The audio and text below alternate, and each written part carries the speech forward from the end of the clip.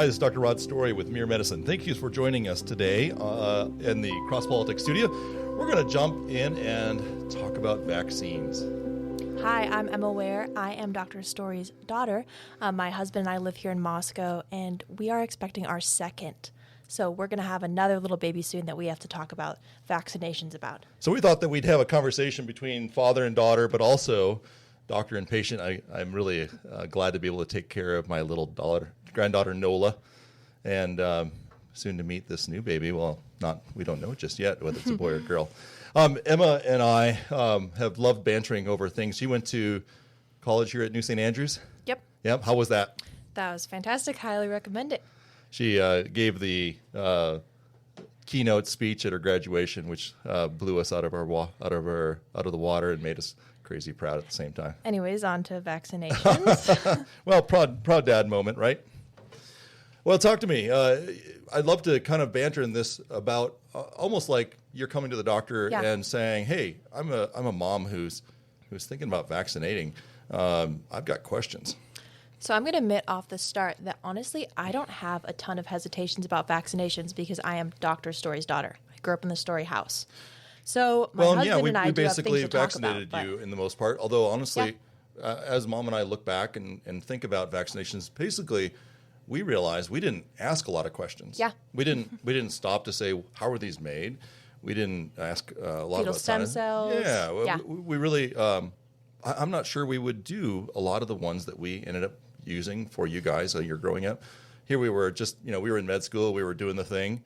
We weren't asking the questions that I think we should be asking, and that a lot of people ask. In fact, we have family jokes that we got extra vaccinations because we were signed up for trials. My family was very poor in med school.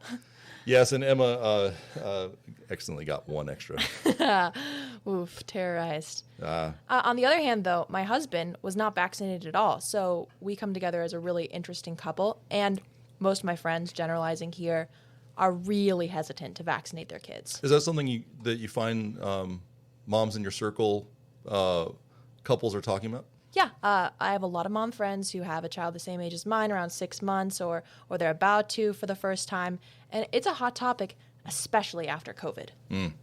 Recently, just yesterday, I was actually out in our waiting room. It was a quiet moment. There was a mom taking care of her child there, and she piped up and said, "Hey, cross politic, love it, but when are you going to talk about vaccines? Because I have got questions." It's a huge topic. It really is. So why don't you launch in? What are some things that come to mind as you're thinking about it or as you hear your friends talking about it? Okay, here's a big one.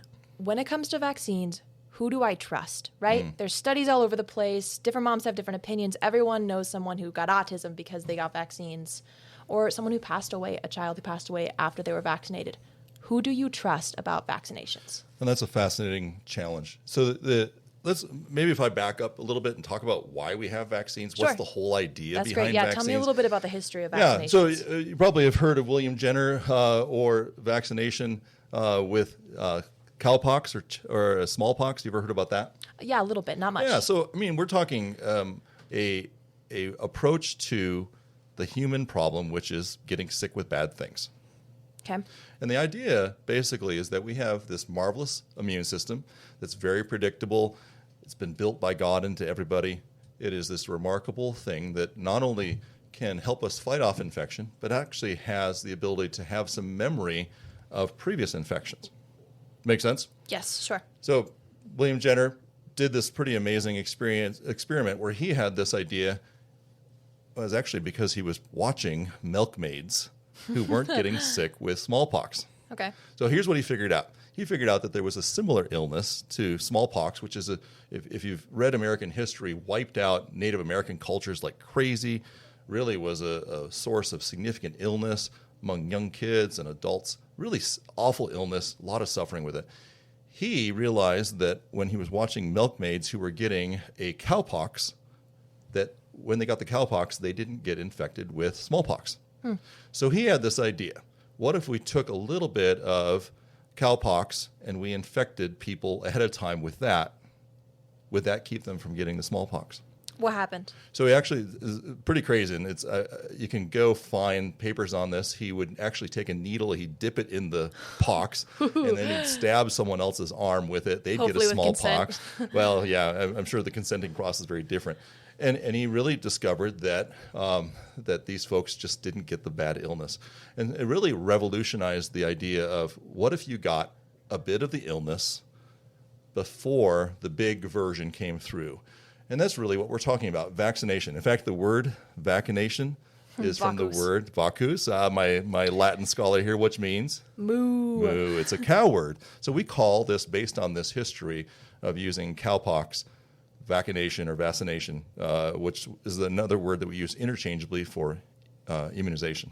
So when vaccinations first became a big deal, what was the reaction to it? Do you know? You know, honestly, we were really in a different place. And I often talk to parents about that. We don't know a lot of these illnesses anymore, the ones that we vaccinate for. We rarely see lockjaw from tetanus, which was such a common problem. We don't see diphtheria, which was wiping out kids in droves. We don't see pertussis, which is really hard on little ones, particularly infants. And polio? Yeah, we don't see polio. I mean, ask a couple of grandparents, you might hear some stories, but we're talking generations now where we don't see these anymore. And to be straightforward, that is in large part because we've had people adopting and willing to undergo vaccination for those illnesses. So a big topic you talked about was COVID, was herd immunity. Yeah. And my impression was that you were talking about how generally the wide populace didn't need the COVID vaccine because they already had these antibodies. We were reaching herd immunity. Why is that different with different vaccines? Well, let me back up just to answer the question you asked before. Why is it that people are developing such a concern? Like a knee-jerk, like doctors are pushing these vaccines. Vaccination is bad.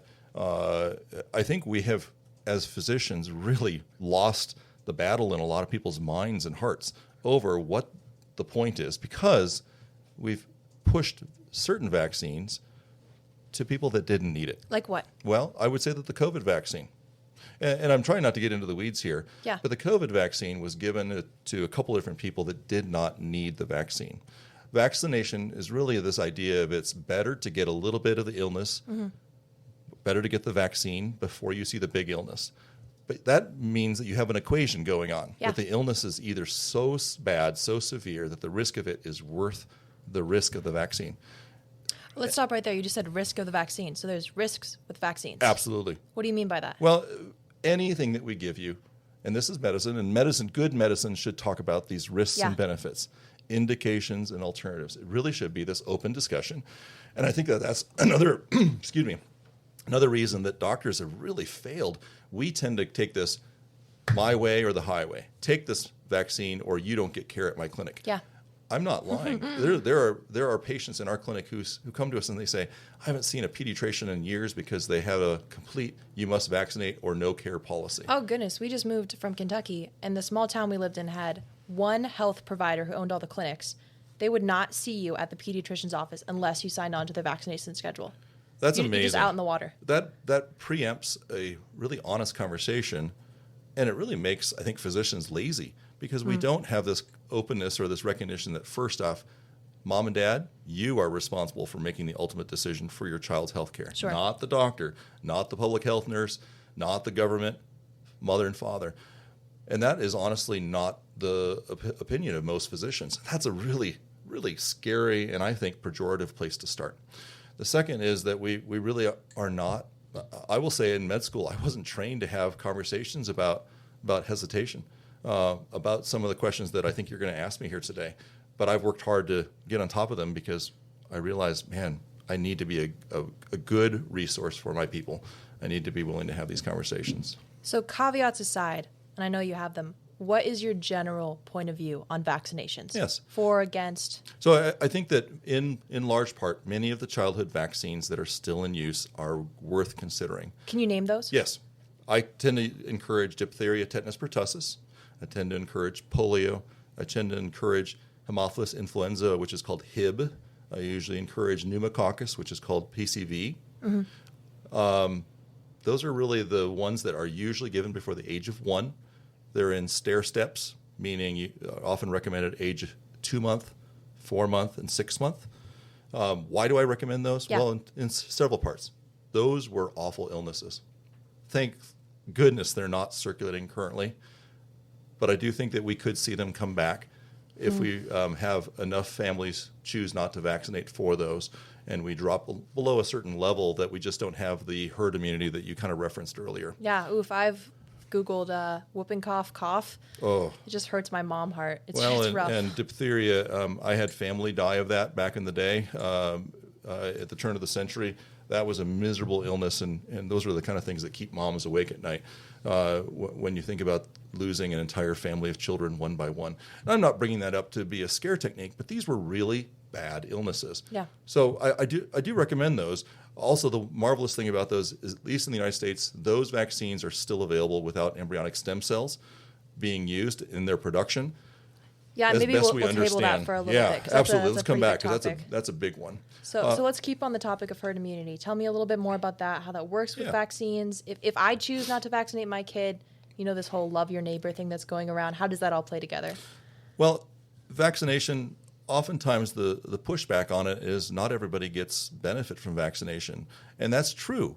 Every individual has a different response to vaccination. Some people... and we see this in pregnant moms. That's one of the reasons that pregnant moms get tested for measles immunity as part of their pregnancy process. Not everybody, when they get a vaccine, actually has it take into their system. They don't develop long-term immunity. But by and large, if you get a large group of people in your society that have immunity to it because they've been vaccinated or they've had natural immunity to it from having experienced the illness, a circulating contagion will not pass around at the same level. You might see an occasional small outbreak, but it won't go big and take out an entire community. So let's take measles. How much of the population do you think has herd immunity to measles right now? Well, actually pretty large. Okay. And that's based on, the routine test that is often done for pregnancy. We see most women, because they were vaccinated as kids, are still maintaining that immunity during their pregnancy. And so, by and large, we're not seeing measles outbreaks. We did have one. How does that immunity translate to when you have the baby? Does the baby have the same immunity? It has some immunity for a short time passed through breast milk. A lot of antibodies are passed that way. But once the child is feeding on their own, they don't maintain that immunity. So then why are vaccination schedules so early, right? My daughter had her first vaccinations at 2 months, 4 months, 6 months. That's a great question. I think that's one of the areas that a lot of parents go, my goodness, my perfect little baby. And if you need a conversation about perfect little babies, listen to our recent podcast on vitamin K. They think, why are we pushing these chemicals in so early? Wouldn't it be better? And they're growing so much. There's a lot of development. And yes, I agree. I think that the diphtheria, tetanus pertussis, the polio, the Hib, the pneumococcus, particularly the Hib and the pneumococcus, which are common ear infection, common pneumonia, really severe pneumonias in that age group, has really dramatically changed the childhood experience. I had a brother hospitalized when he was about a year and a half with pneumonia. That was a very common childhood experience when I was growing up. The pneumococcus, the Hib vaccines began when I was shortly before I was in med school. It actually has resulted in a pretty amazing thing, almost a 90% drop in hospitalizations of kids in the winter months. So much so that doctors have a hard time getting enough kids to see in med school if they're on a winter rotation. Yeah, because they're tending to be vaccinated for things. I think one of the real pluses is when we see those kids immunized, they rarely have ear infections that need antibiotics. So there's a huge plus in having your kid gain immunity through vaccination for some of these things and preventing something else that we're really concerned about. A lot of parents are too, which is frequent antibiotic use in this age. But I think you're kind of leading towards the question of measles and... Yeah, so take measles. What's the status of measles in the United States? When do we stop vaccinating for it because it's just dead and gone? Great question. We saw an outbreak of measles here in the community about 4 years ago. It was a family that hadn't vaccinated some of their children. They were a large family, like our family, sure. And they just got to that point where they were like, we forgot to come in for that. And they weren't intentional about missing it, but it just happened. They visited some family members in England who happened to have it passing in their family. One of the daughters with special needs and hadn't been vaccinated. And she picked it up from the place where she spent her days at school. And so they happened to bring it home. Okay. Man, what a great opportunity. Not that you want to be that kind of case where a doctor gets excited about study. you, but I got an opportunity to see Yeah. measles firsthand. And it had a great opportunity or a great impetus in that it actually spurred a good conversation about measles in our community. Mostly to say, man, measles used to be a really common childhood illness.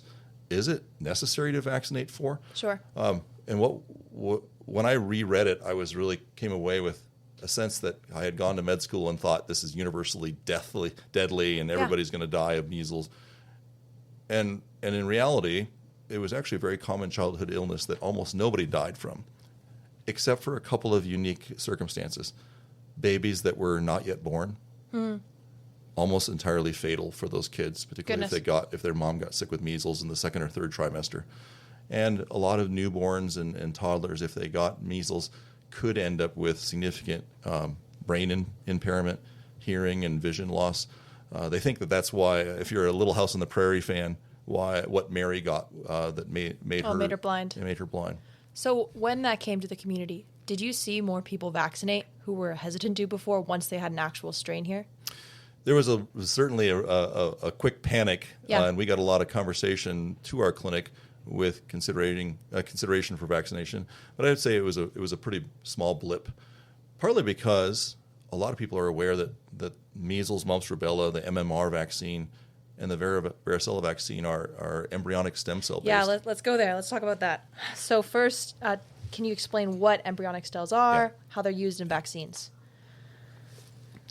This is something I didn't know until several years ago, and I think if we had known, we would have really weighed whether you girls, whether my kids would have gotten this vaccine, because embryonic stem cells are tissue that's taken from aborted children.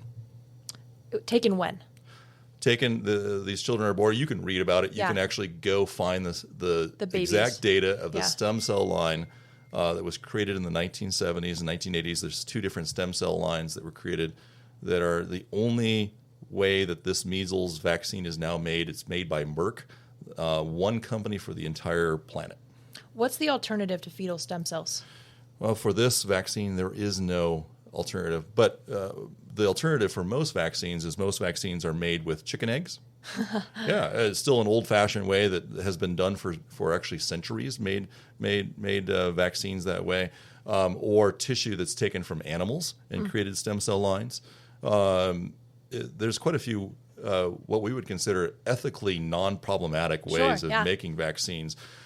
The problem is we don't talk about it. And when I talk to many Christians, we feel beholden that we need to tell them, hey, you need to know about these vaccines. And it's the hepatitis A vaccine, it's the measles, mumps, rubella vaccine, and it's the varicella, or what a lot of people call chickenpox vaccine. Those 3 vaccines are only available through embryonic stem cells. I'm glad COVID actually brought that up. A lot of people started saying, well, I heard that there's embryonic stem cells in COVID, and what does that mean? And was there? Yes. Huh. Yeah, almost all the COVID vaccines are made that way, and no great alternatives for it. Okay, so walk me through the ethical concerns here. So you have fetal stem cells back in the 70s, right? Those have replicated. They're still being used. As a Christian, what should I think? Well, I think there's first off just a conversation about why was this done? Yeah. This is a grievous wrong. Any life that was taken, and now we have a life that was taken in tissue that's been stolen. I mean, there's some fabulous reads about this. There's a woman, Henrietta Lacks. Immortal Life of Henrietta Lacks. Yes. That's a real fun one. Yeah, and she's an adult woman who had her tissue taken and used without her permission. These are children who were killed for this purpose. Now, I'm thankful, as best as I know, and I've spent a lot of time thinking about this, these embryonic stem cell lines are not requiring more children to be killed to replenish them. But I will tell you, I have been alive now since the Bush administration, George Bush, the second president that was named Bush, who actually extended these cell lines and said, well, I guess they're out there. Well, they've already been made. The damage has been done. Let's go ahead and use them for research. And now we have places like the University of Washington, just over in Seattle, where I went to med school, that are harvesting aborted babies for the purpose of more stem cells. Like this was the crack that began a grievous wrong that is now using babies for the wrong reason. It's wicked. But I would say, here we are in this challenge, and this is, man, if I was a parent in this process and I'm thinking, man, do I use this vaccine? Are these real illnesses? Do I need to protect my kid? To put a real name to the face. So we had a preemie. Yeah. She was born 3 weeks early. She was 4 pounds. It's not supposed to be that way, right? Yeah. It was also in the winter months. So, what was going around? RSV was going around. So I think we were reasonably nervous that an illness would put her in the hospital, Yeah. would put her in the NICU. Yeah. So when it became time to get vaccinated, how did you advise us regarding MMR? Yeah. What I would say is, first off, that measles, mumps, rubella is a good vaccine that works well. It's not. It was made in this way, and we need to be aware of it. I do not think that using the vaccine makes you complicit with the murder of this child. But I do think we need to acknowledge that this has opened a door to using aborted children for other medical reasons. And then the conversation is just, what do you want to do? At the end of the day, my job is to give good advice and to help parents think this through. At the end of the day, the mom and the dad have to ultimately, and this is a hard one. Yeah, it's really hard. If you say no, you turn it down. I feel like you're voting, right? You're voting with your actions. If you say yes and you take the vaccine, it's helping your little child, hopefully. But and I think that is the challenge to parents. There are a fair number of parents that just don't. They say, well, this is too hard to think through. I think I just won't do the vaccination. And I think that is a decision that you're making. You are by omission. And we use that word sometimes by making a decision by omission or commission. This idea that you, even by omitting or by not doing something, you're making a decision on behalf, and you are responsible as a parent to think that through. And I want to encourage people that might be listening: find a doctor that is, first off, going to open the doors and have these conversations. Second, a doctor that's not going to say these are mandated and they're required, because that obviously is a non-starter for the conversation. And the third, a doctor that strongly supports parental rights.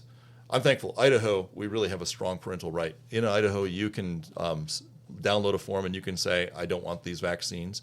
You do have to report that at the beginning of school if you enroll your children.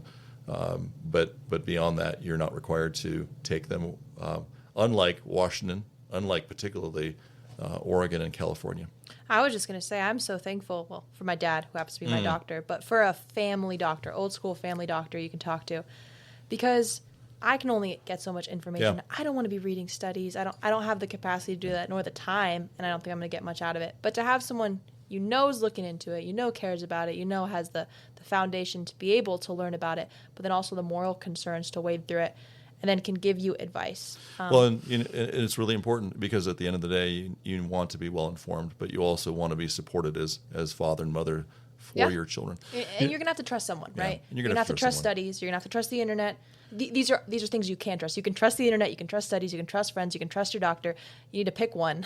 I appreciate people who are honestly earnest, who are, and I often begin the conversation, what questions do you have? How can I help you? And some people are saying, I don't really want vaccines. And then, okay, I feel at the end of the day, I can leave that in a good conscience and continue to care for that family. Sometimes I'll acknowledge, a good one is a conversation about tetanus. I just gave a tetanus shot to a little boy yesterday. His family has chosen not to vaccinate, but they're also love running barefoot in the backyard, and I seem to see at least one of them every year. And then tetanus is often a conversation that we have at that time. The mom talked to me last night. She said, boy, we thought about it more after our daughter had a really severe foot injury, ended up having to go to the emergency room and get tetanus toxide, which is a treatment for kids that don't have immunity. Is expensive, and it was painful. It was over $1,800, she said. Yeah, and those are the challenging consequences that sometimes come from choosing not to vaccinate, and it is what it is. Well, let's say you do decide to vaccinate. Let's walk through that. Mm-hmm. What do you think about sticking to the schedule? Is it necessary? Why so close together with those first couple months? Well, I do think there is some wisdom in the way that they're organized. basically an understanding of how these vaccines work in the body. So I often tell parents, if you're going to do these, do them in a thoughtful way. Okay. So when it comes to these ones that are scheduled at the 2 months, 4 months, and 6 months, I usually tell parents, when you begin these, now I think there's some reasonableness about waiting a couple of months or Sure. waiting, but when you do start these, when you decide to, go ahead and follow the 2-month interval, because that's how our body responds to these. Those vaccines, interestingly enough, are not live vaccines. You don't actually get a case of the illness. You're basically just being exposed to a little bit of the virus or a little bit of the bacteria, so your body knows what to recognize. So if you actually got the illness, you just need it once to get the antibodies to it. Correct. Okay. But to get vaccinated, you need 3 times, and then sometimes a booster later on is often what we schedule at age 2 and again at age 5. And then those are the kind of things that a doctor will often say, hey, have you had a tetanus shot in the last 10 years? Because we know that vaccinated immunity is not lifelong in most cases. It needs a booster to be able to maintain it. But I would say that I have some hesitancy with giving measles, mumps, rubella in developing boys between the age of 1 and 2. Why is that? Well, because we've had a conversation a little bit about autism. We have no idea what causes autism. We know that it's a very complicated process, but we also know that there seems to be this period of time where autism shows up, and it's typically between the ages of 1 and 2. It's this awareness that my little boy is not looking in my eyes, that he's not playing with trucks, that he's communicating differently. And the challenge is in a setting where we just don't completely know, measles, mumps, rubella, which causes a pretty significant inflammatory response. It's a live virus, what we call a live attenuated. You do experience a bit of the illness. I think there is some consideration, and I don't have a lot of data to support this. In fact, there's a fair amount of data and big research that says no, MMR does not cause varicella or does not cause autism. But I think that the jury is still somewhat out, and I think that there can be a consideration for a slow response on that. So if parents are thinking about those vaccines, even beyond the question about embryonic stem cells, I have no hesitation with them, particularly since we don't have measles circulating, for them to wait a couple of years. So That's what if you have a child, professional opinion. You give them their 2-month dose, their 4-month dose, and they have a really bad reaction. Yeah. Do you recommend following up? What do you say to them? Well, and that's the reality. Again, we began the conversation a little bit at the beginning about, do vaccines have risks? Yeah. They really, really do. How do we? What kind of risks? Yeah. So one of the biggest risks is you're stimulating the immune system. Sometimes immune systems overreact. Let me give you an example. Ever heard of a food allergy where a kid gets anaphylactic? Yeah. Yeah, or needs to quickly get a shot of adrenaline, needs to run off to the ER. Vaccines occasionally cause that. Now, it's really rare, but it is a known risk. And we know, in fact, I spent a lot of the time over the last year as people were trying to decide, how do I not get the COVID vaccine? They would often come with, hey, I've had vaccine reactions before. Does that mean that I might react against the COVID vaccine? And in many cases, the answer was yes. So if you react badly to one vaccine, you would anticipate another odds of someone reacting badly again? Well, it certainly would make you pause first. Yeah. And then some of it is because of those vaccines being made in chicken eggs. So it contains a little bit of the chicken allergen. And some people are just react to egg who might have egg allergens. And so it's not... I'll give you an example. Flu shots. There are versions of the flu shot that are not grown on chicken eggs, that are not grown on embryonic stem cells. And if you have an allergy, that's one reason you don't get the flu shot, is because you have an egg allergy. You might consider using the non-egg version. Sure. So at the end of the day, you have a mom. She's hesitant. Yeah. What's your quick little pitch to her about vaccines? Yeah. What's her next steps? What's her resources? I think that the challenge or the question is first, be careful where you get information. Yep. My goodness, it's really hard to get good information. And the mom that I talked with yesterday shared with me that there's so many moms sharing their experiences, like you talked about at the beginning. Everybody has a story of somebody's second cousin, third removed, who had a bad reaction or got this vaccine and ended up with this. Those stories are powerful. but they're not always helpful for seeing the big picture or weighing the risks and the benefits. And that's what medicine is. So find a doctor who will talk to you, who will support you at the end of the day. Be decisive and think it through.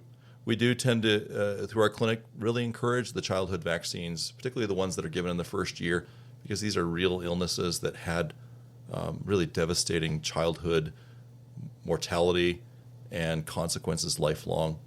And I don't want to see them come back. I think the vaccines played a big role. I also know that there's a ton of questions. Like we haven't even touched on, are there bad things in vaccines? Yeah. Is there aluminum? Is there preservatives? What about if I vaccinate when my kid had a cold? Would I give issues?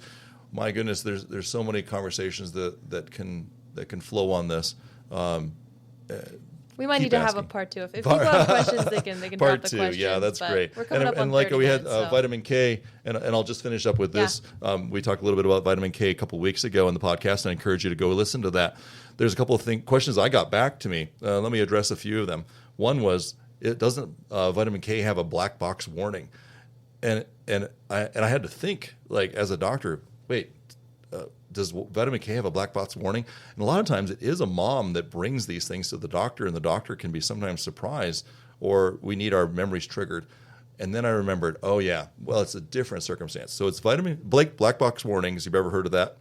What are you talking about, like FDA? Yeah, FDA will publish occasionally when they see a big warning or when they see a medicine used in a way that could be a risk to a person over and over again. It's like, you should anticipate this. This can go bad if a doctor uses it this way. Black box warning for vitamin K is don't give it to an adult in a high dose through the IV. Okay, that's a little bit of a different circumstance. But that's often like one of the moms that raised a question for me said, "Hey, a friend of mine said, doesn't this have a black box warning?"